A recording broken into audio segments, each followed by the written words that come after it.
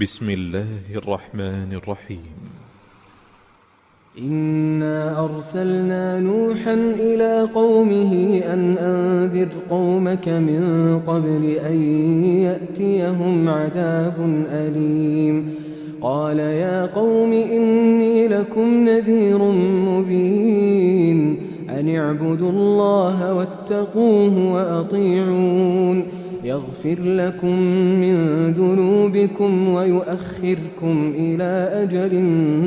مسمى إن أجل الله إذا جاء لا يؤخر لو كنتم تعلمون. قال رب إني دعوت قومي ليلا ونهارا فلم يزدهم دعائي إلا فرارا وإني كلما دعوتهم لتغفر لهم جعلوا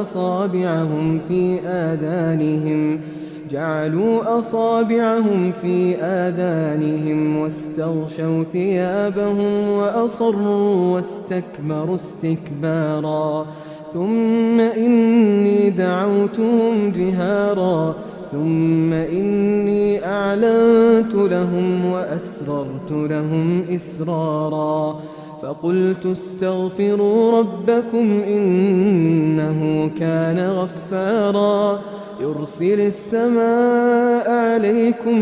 مدرارا ويمددكم بأموال وبنين ويجعل لكم جنات ويجعل لكم أنهارا ما لكم لا ترجون لله وقارا وقد خلقكم أطوارا ألم تروا كيف خلق الله 7 سماوات طباقا وجعل القمر فيهن نورا وجعل الشمس سراجا والله أنبتكم من الأرض نباتا ثم يعيدكم فيها ويخرجكم إخراجا والله جعل لكم الأرض بساطا لتسلكوا منها سبلا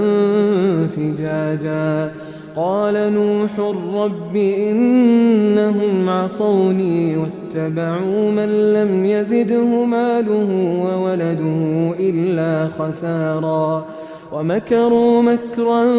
كبارا وقالوا لا تذرن آلهتكم ولا تذرن ودا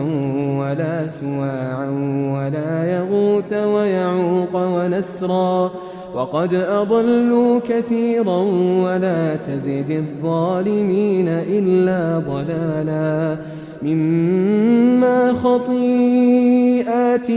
أغرقوا فأدخلوا نارا فلم يجدوا لهم من دون الله أنصارا وقال نوح رب لا تذر على الأرض من الكافرين ديارا إنك إن تذرهم يضلوا عبادك ولا يلدوا إلا فاجرا كفارا رب اغفر لي ولوالدي ولمن دخل بيتي مؤمنا وللمؤمنين والمؤمنات